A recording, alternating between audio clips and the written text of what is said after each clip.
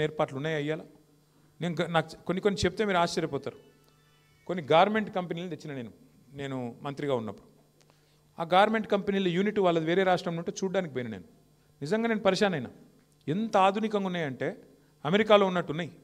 నేను అడిగిన ఏందయ్యా ఇది ఇంత బాగా కట్టిన మీరు ఏం సంగతి మరి కాస్ట్లీ కట్టినవి ఏంది అన్న. ఆయన ఏమన్నాడు తెలుసా నాకు, సార్ నాది ఎక్స్పోర్ట్ యూనిట్ సార్, మొత్తం ఎక్స్పోర్ట్ చేయాలి నేను.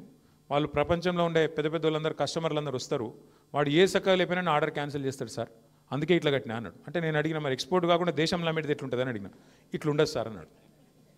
అంటే మన పరిస్థితి ఏంటంటే మనోళ్ళ కోసమైతేనేమో సౌలత్ ఉండాల్సిన అవసరం లేదు, ఎట్లన్నా నడిపిస్తారు, మేనేజ్మెంట్తో నడిపిస్తారు.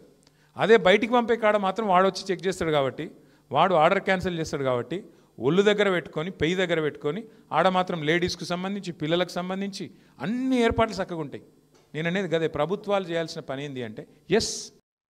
ఇంకొక విచిత్ర విషయం అట ఆ నవ్వడం, ఆ వెకిలి నవ్వు, ఆ వెకిలి నవ్వు ఉన్నది చూసావా? అది ఎదుటి వాడిని చిన్న చూపు చూడు. ఒక వేరే రాష్ట్రాలన్నట్టు ఒక దగ్గర కంపెనీల గార్మెంట్ యూనిట్ చూసినా చెప్తున్నాడు. దాని పేరు చెప్పొచ్చు కదా. కేటీఆర్ తమ్ముడు దాని పేరు చెప్పగలుగుతావు నువ్వు? నేను చెప్పనా నీకు దాని పేరు? నువ్వు పోయిన దాని పేరు కీటెక్స్. కీటెక్స్ కంపెనీ కేరళలో ఉంది. నీకు స్పెషల్ ఫ్లైట్ వేస్తే ఆ ఫ్లైట్ పోయి చూసి వచ్చినావు. ఆ విషయం మాకు తెలుసు. అక్కడ ఎనీ ఎక్స్పోర్ట్ ఓరియంటెడ్ యూనిట్స్ అన్నీ కూడా లోపల చాలా బాగుంటాయి.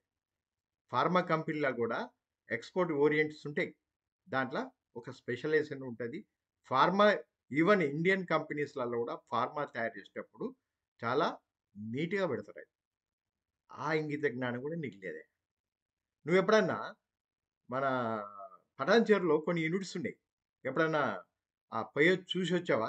జీటీఎన్ టెక్స్టైల్స్ అని ఉంటది. ఎప్పుడన్నా చూసావా నువ్వు? నీకు అసలు పేరు విన్నావా ఎప్పుడన్నా? ఆ జీటీఎన్ టెక్స్టైల్స్ లోపల పోయి గార్మెంట్ యూనిట్స్ పోయి చూస్తే నీకు తెలుస్తది. ఆ యూనిట్ ఎంత బాగుంటది, ఎంత పర్ఫెక్ట్ రన్ అవుతదని. అదేవిధంగా గోకుల్ దాస్ ఎక్స్‌పోర్ట్స్ అని ఒక కంపెనీ ఉంటది పటంచెర్లనే. షాద్‌నగర్‌లో కొన్ని కంపెనీస్ ఉన్నాయి. ఇంకో కంపెనీ టెక్స్‌పోర్ట్స్ అని చెప్పి ఒక కంపెనీ ఉండేది. నువ్వు వాళ్ళ పోయి చూస్తే నీకు తెలుస్తది ఏం జరుగుతాంది హైదరాబాద్‌లో అని.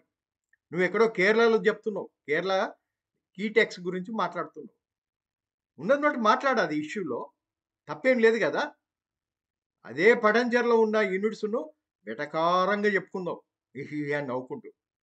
కొంచెమన్నా ఆలోచన చేయాలి. ఏదో ఇక్కడ కంపెనీస్ అంతా వేస్ట్ కంపెనీస్ అన్నట్టు, కేరళ కంపెనీ బాగున్నట్టు, వాటి తలదన్నే కంపెనీస్ పటంచెర్లో ఇప్పుడు నేను చెప్పిన కంపెనీస్ ఉన్నాయి. ఆ విషయం నీకు తెలియదు. ఎందుకంటే నీ లాలూచి అక్కడ లేవు కాబట్టికి. నీ లాలూచీలు ఎక్కడుంటే ఆ కంపెనీ గురించి నువ్వు మాట్లాడుతున్నావు.